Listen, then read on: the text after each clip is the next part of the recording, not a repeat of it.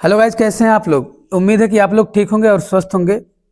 आज का जो हमारा टॉपिक है समबाहु त्रिभुज। क्लास कुछ दिन प्रॉपर रूप से चल नहीं पाई थी। वो मेरे साथ जो एक सर रहते हैं उनका एक्सीडेंट हो गया था। बट अब हमारी वाली क्लास जो है पर डे आपको मिलेगी। ठीक है, सिर्फ 10 मिनट आप देखिएगा, आपका समबाहु त्रिभुज जो है आपका क्लियर हो जाएगा। समबाहु त्रिभुज की पहले विशेषता समझ लीजिए क्या क्या होता है। इसके बाद हम उसके जो इसकी प्रॉपर्टीज है उन प्रॉपर्टीज पर आते हैं। ठीक है, तो आप देखिए यहाँ पे मैंने ये कहा जो समबाहु त्रिभुज होता है उसकी सारी भुजाएं क्या होती हैं, बराबर। पहले ये भुजा, जैसे ये वाली भुजाएं, 3 भुजाएं होती हैं समबाहु त्रिभुज में, ये सारी भुजाएं क्या होंगी, आपस में बराबर होंगी। और एक चीज आप ये देख रहे होंगे, ये जो तीनों माध्यिकाएं हैं, तीनों चाहे माध्यिका कहो, चाहे कोणार्धक रेखा कहो, चाहे लंब केंद्र कहो, चाहे भुजार्धक रेखा कहो, ये सारी समबाहु त्रिभुज में एक होती है। बात समझ रहे नहीं ये, इसीलिए कहा जाता है कि अगर समबाहु त्रिभुज का केंद्रक कहाँ पे रहेगा, या माध्य केंद्र कहाँ पे रहेगा, या गुरुत्व केंद्र कहाँ पर या रहेगा, या अंतः केंद्र परिकेंद्र, सब इसका यही होता है जी। बात समझ रहे नहीं, ये अंतः केंद्र, परिकेंद्र, या गुरुत्व केंद्र, या लंब केंद्र, जो भी आपसे पूछा जाएगा सब क्या रहेगा, एक ही पॉइंट पर होता है। एक चीज और समझिएगा, ये जो माध्यिका होती है, माध्यिकाओं का जो कटान बिंदु होता है वो 1:2 के रेशियो में डिवाइड होता है। बात समझ रहे नहीं, ये यहाँ से ये वाली दो यूनिट रहेगी एजी, और यहाँ पे और ये ओजी कितना रहेगा, 1 यूनिट। अगर आपसे पूछा जाए माध्यिकाओं का जो कटान बिंदु होता है तो क्या बताओगे आप, 2:1।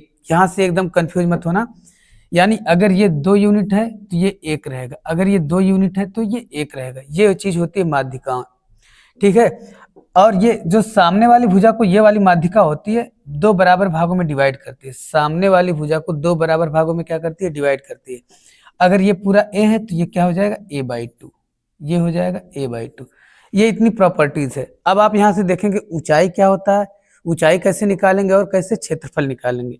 चलिए ठीक है, आते हैं हम अपने अगले टॉपिक पर। ठीक है, देखो आप, मैंने ये बताया यही त्रिभुज, इसकी क्या होती है, यही हाइट होती है। क्या होती है, हाइट। और आपको बताया, मैंने ये बताया लंब के सब कुछ यही होता है, ये 90 डिग्री होगा, और ये 90, ये 60 है तो ये कितना हो जाएगा, 30 हो जाएगा, ये अपने आप। बात समझ रहे नहीं। ये अब मैं एक रेशियो बताता हूँ आपको, बहुत इंपॉर्टेंट है, इस चीज को आप हमेशा ध्यान रखिएगा। आपके क्वेश्चन विद इन टाइम लग जाएंगे और आप सिर्फ फिगर देख के आप बता ले जाओगे। जैसे 60-30-90 होता है, 60-30-90 का जो रेशियो होता है, अगर 30 अंश के सामने वाली भुजा 1 है तो 60 अंश के सामने वाली भुजा इसकी √3 गुना हो जाएगी, और 90 अंश के सामने वाली भुजा इसकी 2 गुना हो जाएगी। बस इतनी बात आपको ध्यान में रखना है। आप बताओ, मैं पूछूं 30 अंश के सामने वाली भुजा क्या हो जाएगी, आप बताओगे ये पूरा ए है तो ये क्या हो जाएगा, a/2 हो जाएगा। ठीक, इतनी बात अगर आप समझ गए हो तो अगर मैं पूछूंगा आपसे हाइट बता दो, हाइट, समबाहु त्रिभुज की हाइट क्या होती है, तो आप 30 अंश के सामने वाली जो भुजा होती है, मैंने बताया 60 अंश के सामने इसकी हाइट है, तो हाइट अगर आपसे पूछूंगा आप बताओगे √3 गुना हो जाएगी, तो a/2 √ क्या हो जाएगी, 3। अगर मैं आपसे हाइट जब भी पूछूं समबाहु त्रिभुज की, तो भुजा का अर्धक कर लेना, उसमें √3 से क्या कर लेना, आप गुणा कर देना, तो क्या निकल के आएगा आपका समबाहु, सॉरी, ये हाइट निकल के आएगी। और दूसरी चीज, क्षेत्रफल कैसे निकालेंगे आप। क्षेत्रफल मेरे भाई ऐसे निकाला जाता, अगर किस दुनिया का कोई भी ट्रायंगल हो, उसका आधार पता हो, क्या पता हो आपको, आधार, तो आप लगा दोगे 1/2। 1/2 बेस हमारा पूरा कितना है, ये a, 1/2 बेस इंटू हाइट कितना है, a√3/2। तो अगर आपसे ये पूछा जाए समबाहु त्रिभुज का क्षेत्रफल बताओ, तो क्या बताओगे आप, a² √3/4। मैंने आपको यहाँ पे निकाल के ये बता दिया क्षेत्रफल और ऊंचाई हम कैसे निकालेंगे समबाहु त्रिभुज का, ये बात आपको एकदम अच्छे से समझ में आ गया होगा। ठीक है, तो आपने देखा समबाहु त्रिभुज का क्षेत्रफल और ऊंचाई। अब आते हैं अगले पॉइंट पर, इस पे आते हैं।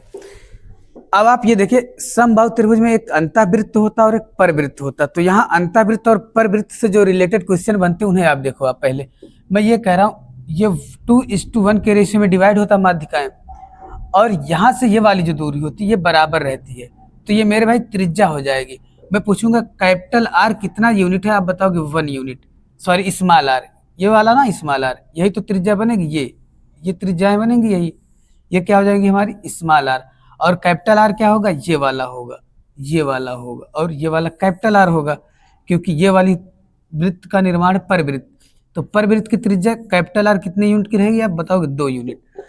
अब एक चीज मैंने अभी आपको बताया, ये पूरी जो ये क्या है, ये हाइट है। मैंने अभी h बराबर निकाल के दिखाया था, क्या होता है a/2 अंडर रूट क्या होता है 3, a/2 अंडर रूट 3। अगर मैं आपसे पूछूं h बराबर ये कितने यूनिट का है, पूरा 3 यूनिट का, तो आप बताओगे 3 यूनिट बराबर आप बताओगे a अंडर रूट 3/2। मैं पूछूंगा यहाँ से 1 यूनिट बराबर क्या आ जाएगा, 1 अंडर रूट 3 से 1 अंडर रूट 3 कटेगा, यहाँ अंडर रूट 3 बचेगा। मैं पूछूंगा 1 यूनिट बराबर क्या हो जाएगा, आप बताओगे a/2 अंडर रूट 3। बात समझ में आ रहा कि नहीं है? अगर मैंने ये बताया, अच्छा अब आप ये बताओ 1 यूनिट किसके बराबर है, तो आप बताओगे स्मॉल आर। तो जब भी आपसे स्मॉल आर पूछा जाएगा a/2 अंडर रूट 3, ये हमारा स्मॉल आर आएगा। कैपिटल आर पूछेंगे, इसी का 2 गुना होता है, आप जान रहे हो 1:2 का रेशियो, तो अगर ये 2 गुना हो जाएगा तो ये 2 हट जाएगा, तो आप बताओगे 1/√3 हो जाएगा। यहां से आपका स्मॉल आर और कैपिटल आर दोनों निकल गया। बात समझ रहे हो ना आप? स्मॉल आर निकल गया, कैपिटल आर निकल, अंतःवृत्त की त्रिज्या, परवृत्त की त्रिज्या। अब आपसे जानते क्या पूछा जाता है, त्रिज्याओं का अनुपात। पहला क्वेश्चन त्रिज्याओं का अनुपात, तो आप बताओगे 1:2, भुजा कुछ भी दिया रहेगा, अनुपात वही आएगा 1:2। अच्छा अगर क्षेत्रफल पूछा जाएगा तो पाई आर स्क्वायर होता है, तो आर स्क्वायर, क्योंकि पाई से पाई कैंसिल हो जाएगा, आर स्क्वायर क्या हो जाएगा। अगर आपसे पूछा जाए किसी भी त्रिभुज के अंतःवृत्त और परवृत्त के त्रिज्याओं का अंतःवृत्त और परवृत्त का क्षेत्रफल का अनुपात क्या होगा, तो ये हमेशा के लिए होता है, बहुत पूछा जाता है। त्रिज्या और क्षेत्रफल, ये 2 चीजें आपको समझ में आ गई होंगी। अब पुनः हम आते हैं अगले पॉइंट पर। अगला पॉइंट देखिए क्या होता है, अगला पॉइंट क्या है, इन सबसे क्वेश्चन पूछे जाते हैं। मैं पुनः बता रहा हूं, इन सभी से क्वेश्चन पूछे जाते हैं। अब मैं एक चीज और बताता हूं, समबाहु त्रिभुज में जो एक होता है हाइट, मैंने अभी बताया हाइट जो होता है हाइट होता है x प्लस वाई और प्लस जेड के बराबर होता है। अभी आप ये समझ नहीं पा रहे हैं क्या चीज है, मैं बता रहा हूं। समबाहु त्रिभुज के किसी बिंदु से ये जो लंब केंद्र होता है, अगर आपको लंब केंद्र दे x है और ये दूसरा लंब केंद्र इस पे डाल दिया जाए y है किसी बिंदु से, और ये तीसरा लंब केंद्र क्या हो जाए z। अगर आपको किसी त्रिभुज का लंब केंद्र दिया है, आपसे पूछ रहा है उसकी हाइट बता दो, तो हाइट उन लंब केंद्रों के योगफल के क्या होता है, बराबर होता है। आप देखना चाहोगे कैसे, देखो दिखाते हैं आपको, बस आप ध्यान से देखिएगा, ठीक है। अरे इसमें कुछ है नहीं, बहुत आसानी से ये देखो, एक ये बना देते हैं, यहां से ये चीज लेकर आते हैं और यहां से ये, ठीक है, यहां से ये चीज। अब अगर ये समबाहु त्रिभुज है तो ये सबको पता है भुजा ए होगी, ये सारी भुजाएं क्या होंगी, आपस में बराबर होंगी। अभी मैंने आपको ये बताया किसी समबाहु त्रिभुज का क्षेत्रफल क्या होता है, आप बताओगे a√3/4 इंटू भुजा का वर्ग होता है। और ये किसके बराबर होगा, ये पूरे का जो क्षेत्रफल हम निकाले हैं, ये पूरे का क्षेत्रफल है। तो अगर मैं पूछूंगा इतने का क्षेत्रफल मुझे निकालना रहेगा, तो भाई आप बताओ कैसे निकालोगे। आप बताओगे इस ट्रायंगल का क्षेत्रफल निकालने के लिए 1/2, बेस हमारा कितना है a, हाइट कितनी है 1/2, बेस इंटू हाइट z होगा ना। अगर मैं इस ट्रायंगल की बात करूंगा, इस वाले ट्रायंगल की, इस वाले ट्रायंगल की, ये वाला ट्रायंगल क्या निकल के आएगा 1/2 बेस a इंटू क्या है y, बात समझ रहे नहीं, और प्लस 1/2 इस वाले ट्रायंगल का निकालना रहेगा, तो 1/2 a इंटू क्या हो जाएगा x हो जाएगा। बात समझ रहे हो ना आप। अगर मैं आपसे ये बोलता हूं √3/4, यहाँ भुजा का वर्ग है, बराबर 1/2, एक कॉमन ले लेंगे तो बचेगा मेरे भाई x plus Y plus Z. ये बात समझ में आपको आ रहा होगा। देखो ये तो पूरा कैंसिल हो जाएगा, ये यहाँ पे 2 हो जाएगा। इतनी बात समझ में आ रही ना। अच्छा अगर मैं आपसे a बराबर पूछ लूं तो क्या बताओगे आप, a बराबर, a के से ये कट गया है, a बराबर अगर आएगा तो इधर आ जाएगा, ये 2 इधर आ जाएगा, 2x प्लस वाई और प्लस जेड, और बट्टे में क्या हो जाएगा मेरे भाई √3।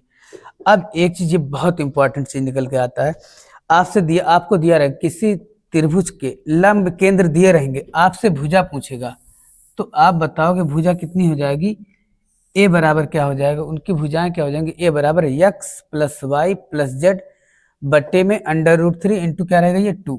ये बात समझ में आ रही ना, ये बहुत इंपॉर्टेंट है, मैं पुनः कह रहा हूं, भुजा निकालना रहेगा तो लंबों का योगफल कर देना, उसमें किससे भाग दे देना, 2/√3 से। बात समझ रहे हो ना ये। अगर आप ये बात समझ में आ गई है तो एक चीज मैं और आपको बता दूं, मैंने, अच्छा ये बताओ, अभी मैंने ये बताया था ये किसके बराबर आया, ये 2/√3 को हम क्या लिख सकते हैं, यहाँ पे इसको एच लिख सकते हैं। देखो ये चीज मेरा एच के बराबर हो जाएगा, तो यहां से ये भी निकल के आ जाएगा। आप बताओगे एच बराबर एक्स प्लस वाई और प्लस क्या हो जाएगा ये जेड, ये चीज निकल के आ जाएगा। एक चीज और देखो, आप सबको ये पता है कि √3/4 भुजा का वर्ग, भुजा ये है, अगर हम इससे का वर्ग करेंगे ए स्क्वायर का तो क्या हो जाएगा, आप बताओगे 2 का वर्ग क्या हो जाएगा, यहाँ पे 4, और √3 का वर्ग क्या हो जाएगा, यहाँ पे 3 हो जाएगा, और बचेगा x प्लस वाई और प्लस जेड का होल स्क्वायर। बात समझ में आ रहा कि नहीं ये। अब अगर मैं आपसे बोलूंगा तो 4 से 4 ये डिवाइड हो जाएगा, इसको क्या लिख सकते हो, √3 इंटू √3, ये से ये कैंसिल हो जाएगा। अब यहां से ये निकल के आएगा 1/√3 X plus Y plus Z का होल स्क्वायर। ये इतनी बात आपको समझ में आना चाहिए समबाहु त्रिभुज से। अगर आपको समबाहु त्रिभुज में लंब केंद्र दिए रहेंगे, अगर क्षेत्रफल पूछेगा तो लंब केंद्रों के योगफल का वर्ग कर देना, लंब केंद्रों के योगफल का वर्ग करके आप उसमें 1/√3 से क्या कर देना, गुणा कर देना, तो आपका क्या निकल के आएगा, क्षेत्रफल। अगर ये इतनी बात आपको समझ में आ गई है तो अब सीधे हम क्वेश्चन पर आते हैं, ठीक है। आप देखिए क्वेश्चन आप कैसे लगाओगे। जैसे ये क्वेश्चन दिया है, एक समबाहु त्रिभुज के अंतःवृत्त की त्रिज्या दी है 3 सेंटीमीटर। आप बताओ इसकी माध्यिका क्या होगी। माध्यिका मैंने ये बताया था कि 2:1 के अनुपात में माध्यिका होती है, और पूरी ऊंचाई अगर मैं पूछूंगा h बराबर कितनी हो जाएगी, 3 यूनिट।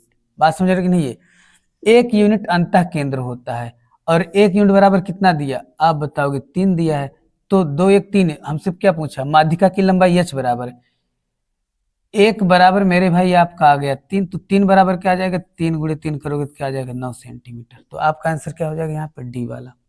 कुछ नहीं करना है, अगर आपको फार्मूले याद हैं या फिगर आपके दिमाग में बैठ गया है तो कोई दिक्कत नहीं, आप सवाल आसानी से सॉल्व करोगे। और विद इन टाइम अगर एग्जाम हॉल में क्वेश्चन को सॉल्व करना है तो ये चीज आपके दिमाग में एकदम बैठना चाहिए। बात समझ रहे नहीं। ये अब यहाँ पे एक क्वेश्चन और दिया है जी, समबाहु त्रिभुज का एबीसी का केंद्रक है जी, और AB बराबर 10 सेंटीमीटर। आपको ये दिया है भुजा AB बराबर आपको दे दिया है 10 सेंटीमीटर। आपसे पूछ रहा है AG मतलब समझ रहे हो ना, AG मतलब 2 यूनिट। आपसे ये पूछ रहा है 2 यूनिट बराबर क्या होगा। मैंने ये बताया है, अगर यहाँ से मैं h बराबर निकालना चाहूंगा तो h बराबर आप क्या बताओगे, पूरी ऊंचाई निकाल देते हैं पहले। h बराबर 10/2 मैंने बताया था, भुजा/2 इंटू √ क्या कर लेते हैं हम, 3 कर लेते हैं। तो आप देखोगे यहाँ पे 5 क्या आ जाएगा, ये 3, 5 √3 क्या आ जाएगी, ये पूरी ऊंचाई आ जाएगी। अब हमसे ये कह रहा है, अच्छा ये चीज अगर ना समझ में आया तो आप फिगर से समझ लो। आप ऐसे, मैं फिगर बना देता हूँ, ये ऐसे, ये हो जाएगा ABC, और यहाँ पे एक आता है G, और मान लो ये वाली ऊंचाई हमसे पूछा तो मैंने h बराबर निकाल दिया। अगर ये 10 दिया है तो 10/√3/2 हो जाएगा। h बराबर क्या आ गया, 5/√3। अब ये जानते हो अब 2:1 के अनुपात में रहता है, तो 3 बराबर आपको दिया है, 3 बराबर 5/√3। 1 बराबर अगर मैं आपसे पूछूंगा तो आप क्या बता दोगे, 1 बराबर आप जानते हो क्या हो जाएगा, 5/√3/3। ये कैंसिल आउट करोगे तो ये जाएगा 5/√3। हमसे 1 बराबर इतना है, 2 यूनिट बराबर क्या हो जाएगा, 5 दूना क्या हो जाएगा 10, 10/√3 हो जाएगा। या तो आप ऐसे करो, या तो सीधे आपको पता है 2 यूनिट बराबर पूछ रहा है, 2 यूनिट का मान कितना होता है, यहाँ पे जैसे मैंने आपको बताया था कैपिटल आर, वो कैपिटल आर पूछ रहा था। कैपिटल आर बराबर ये भी पता है ना आपको, A/√3 इसी से लगा देते आप 10 बटा अंडर रूट क्या हो जाएगा ये 3। ये मेरे भाई कैपिटल आर पूछ रहा है, ये एक लाइन का सवाल था। बट आपको 2 यूनिट किसके बराबर होता है, ये कैपिटल आर होता है। 1 यूनिट किसके बराबर होता है, ये स्मॉल आर होता है। ठीक है, तो ये चीज पूछ रहा था। आप अगर आप एक लाइन में लगाना चाहते हैं, इस लगा लेते आप। ठीक है, चलो ठीक है, अगले क्वेश्चन पर आते हैं। देखिए, एक समबाहु त्रिभुज के अंतःवृत्त की त्रिज्या क्या होगी जिसकी भुजा 6 सेंटीमीटर। अंतःवृत्त की त्रिज्या क्या होगी, 6 भुजा अगर 6 सेंटीमीटर, अंतःवृत्त की त्रिज्या मैंने क्या बताया है, स्मॉल आर बराबर मैंने क्या बताया, स्मॉल आर बराबर ए बट्टे 2 अंडर रूट 3। ए का मान कितना दिया है 6, 6 बट्टे 2 अंडर रूट 3, मतलब क्या बताओगे आप 3 अंडर रूट 3। कैंसिल आउट करोगे तो क्या आ जाएगा, ये अंडर रूट 3। तो आपका आंसर क्या हो जाएगा, यहाँ पे बी वाला हो जाएगा। बात समझ रहे हैं ना आप, इसमें कुछ नहीं करना, बस आपको अंतःवृत्त पता होना चाहिए क्या होता है और परवृत्त पता होना चाहिए। ठीक है, अभी ऐसे सवाल हैं, जैसे इन सब सवालों के बारे में आपको सोचना पड़ेगा। ये सवाल कैसे लगाओगे आप, दिया है किसी समबाहु त्रिभुज के भीतर किसी बिंदु से भुजाओं पर लंब की लंबाइयां a सेंटीमीटर, b सेंटीमीटर और c सेंटीमीटर है। त्रिभुज का क्षेत्रफल बताना है। मैंने आपको ये बताया, तो त्रिभुज का क्षेत्रफल के लिए मैंने क्या बताया था, अगर मैं बोला हूं अगर किसी त्रिभुज में लंब केंद्र दिया हो, लंब केंद्र मैंने बोला था, तो वहां पे क्षेत्रफल कैसे निकालते हो, 1/√3 x plus Y plus Z, यही तो लंब केंद्र होता है, और इनका होल स्क्वायर करते हैं, यही तो होता है। लेकिन यहाँ भुजा ए दिया है, तो 1/√3 a plus B plus C का होल स्क्वायर। ये सारे सवाल एग्जाम में आए हैं, सोच लो। अगर आपको ये चीज ना पता रहेगा लंब केंद्र के बारे में, तो आप क्वेश्चन नहीं लगा पाओगे। ठीक है, तो लंब केंद्र पता होना चाहिए। तो यहाँ पे आपका कौन सा ऑप्शन सही हो जाएगा, a/√3 a plus B plus C का होल स्क्वायर। ठीक है, जैसे अगर आपसे ये वाला क्वेश्चन पूछ लेगा ये चीज, तो आप बताओ इसका, एक समत्रिभुज के आंतरिक बिंदु से भुजाओं पर लंब खींचे जाते हैं, तीनों लंब की लंबाइयों का योग p है, तो त्रिभुज का क्षेत्रफल क्या होगा। मैंने बताया था जो योगफल होता है, जैसे x plus Y plus Z, ये जो लंब है ये यस के बराबर दिया, अगर स्क्वायर करेंगे तो ये भी स्क्वायर हो जाएगा, यानी यस स्क्वायर बटे अंडर√3। यस सॉरी p दिया है और ऑप्शन में यस दिया है, तो p स्क्वायर बटे अंडर√3। तो आपका ऑप्शन कौन सा सही हो जाएगा, ए वाला। बात समझ रहे हो ना ये। अब आप सोच लो, ऐसे सवाल आते हैं, आप देख लो तो आपका आंसर आ जाएगा, बट पता होना चाहिए लंब केंद्र क्या होता है। ठीक है, और जैसे इस क्वेश्चन का आंसर बताना रहे, ये मेरे भाई अंडर√3 है, ये 2 अंडर√3 है, और ये 5 अंडर√3 है। अब जानते हो क्या बोल रहा, आपसे पूछ रहा है त्रिभुज का परिमाप क्या होगा। तो त्रिभुज का परिमाप मैंने ये बताया था, अगर आपको लंब की लंबाइयां पता हो, तो यहाँ से भुजा ए कैसे निकालते हो आप, भुजा ए बराबर मैंने ये बताया था 2/√3, यही बताया ना। ए का मान कैसे निकालते हैं, 2/√3, ये 2 1 3 5 3 क्या 8 अंडर रूट क्या आ जाएगा, ये 3 आ जाएगा। बस मेरे को नहीं, ये यही तो आएगा, क्योंकि इन सबका योगफल ही तो होता है। ये अंडर√3 से अंडर√3 कट जाएगा, ए बराबर क्या आ जाएगा आपका 16। परिमाप पूछ रहा है, त्रिभुज का परिमाप क्या होता है, तीनों भुजाओं का योगफल 16, तो यहाँ क्या आ जाएगा आपका 48। आपका आंसर एक लाइन का आंसर आ जाएगा 48 सेंटीमीटर। ठीक, ऑप्शन कौन सा सही हो जाएगा, ए सही होगा। तो ऐसे ही क्वेश्चन आते हैं एग्जाम में। ठीक है, बस आज के लिए इतना ही था, और अब आपसे मिलते हैं अगले क्लास में। जो मैंने आपको बताया इन सारे क्वेश्चनों को आप एक बार देख लेना। मैंने बताया पहले त्रिभुज का क्षेत्रफल कैसे निकालते हैं, समबाहु त्रिभुज में भुजाएं क्या होती हैं, अंतः केंद्र क्या होता है, परिकेंद्र क्या होता है, और लंब केंद्र क्या होता है। यहाँ से जितने भी क्वेश्चन बनने हैं इसी टाइप के क्वेश्चन पूछे जाएंगे। ठीक है, तो आप लोग एक बार रिवाइज कर लेना, इसे एक बार देखने के बाद पुनः एक बार और देख लेना, तो आपको अच्छे से समझ में आ जाएगा। बाकी यहाँ से जो भी क्वेश्चन आएगा आप आराम से लगा ले जाओगे। ठीक है, मिलते हैं आपसे अगले क्लास में, तब तक के लिए थैंक यू, बाय बाय।